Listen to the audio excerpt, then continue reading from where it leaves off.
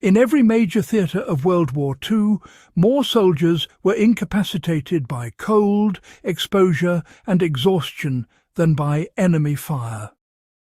From the forests of the Ardennes to the Italian Apennines, from Eastern Europe to the Aleutian Islands, men were expected to sleep wherever the march stopped. Frozen ground, driving wind and constant dampness were not inconveniences. They were lethal threats. Commanders quickly learned that a soldier who could not sleep could not fight, and a soldier who froze overnight became a casualty without a shot fired. What emerged from this reality were field-tested sleeping methods that required no electricity, no modern insulation, and often no issued bedding at all. These were not comfort tricks. They were survival systems, refined by necessity and passed quietly between men. Understanding them today gives us a direct look into how ordinary soldiers stayed alive under conditions most people never experience. How soldiers learned that ground insulation mattered more than blankets. One of the earliest lessons learned by soldiers sleeping in winter conditions was that heat loss into the ground was more dangerous than cold air. Frozen soil pulls warmth from the body continuously, and no amount of heavy clothing compensates for direct contact. World War II manuals emphasized separation from the earth above all else. Soldiers used pine boughs, straw, dry leaves, wooden slats, spare boards, or even packed snow to create a thermal barrier. Snow, counterintuitively, could be warmer than frozen dirt if compacted and dry. In practical terms, a modern outdoorsman can apply this by prioritizing ground insulation first, even over sleeping bags. A thick layer of natural material under the body can mean the difference between shivering all night and retaining core heat. Why soldiers slept on a slope instead of flat ground. Veteran infantrymen learned to avoid perfectly flat ground whenever possible. Flat ground collects cold air and moisture, both of which drain body heat. Slight elevation allowed cold air to settle below the sleeping position while water drained away. Even a small incline could reduce exposure to ground frost. Soldiers in Europe often scraped shallow shelves into hillsides or road embankments, creating raised sleeping platforms. Today, this same principle applies when selecting a campsite in cold conditions. Elevation and drainage matter as much as shelter.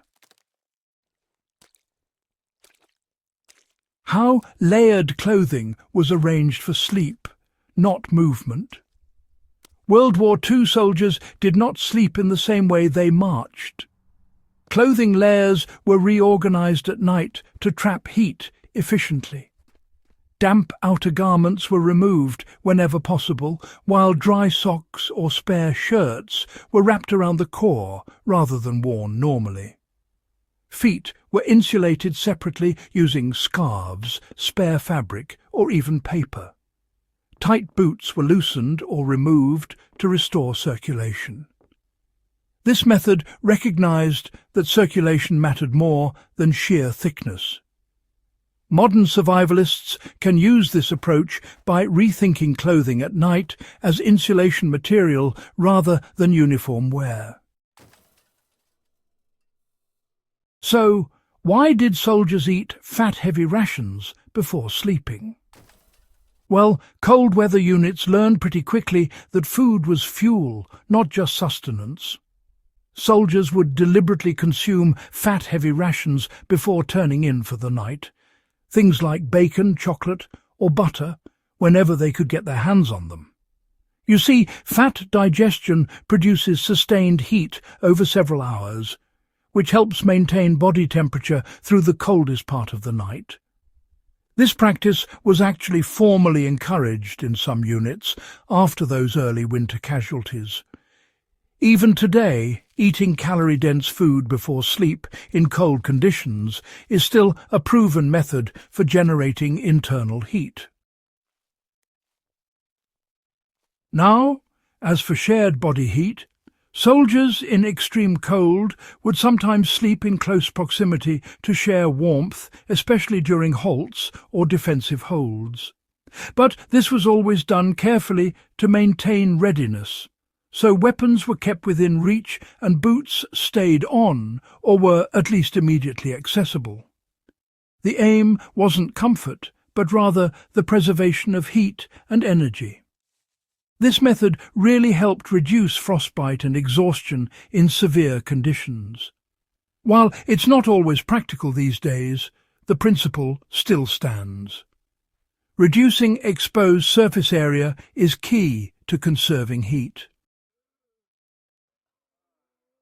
Why wind protection mattered more than overhead shelter. Many soldiers learned that blocking wind was actually more critical than staying dry from above. A simple windbreak made from ponchos, shelter halves, logs, or even just the right terrain features could, drastically reduce heat loss. Wind strips warmth away faster than cold alone. Even minimal barriers on the windward side, they really improve sleep quality.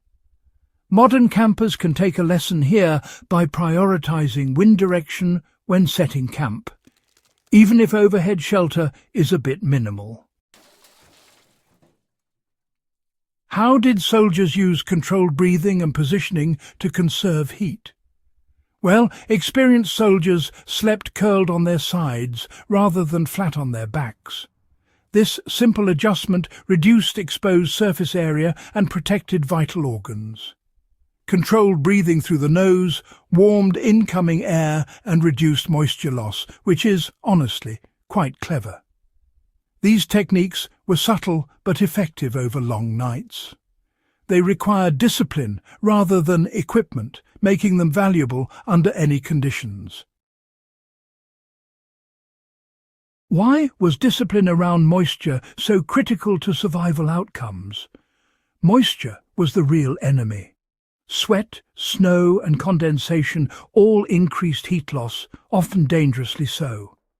Soldiers avoided overexertion before sleep and aired clothing whenever possible, even if only briefly.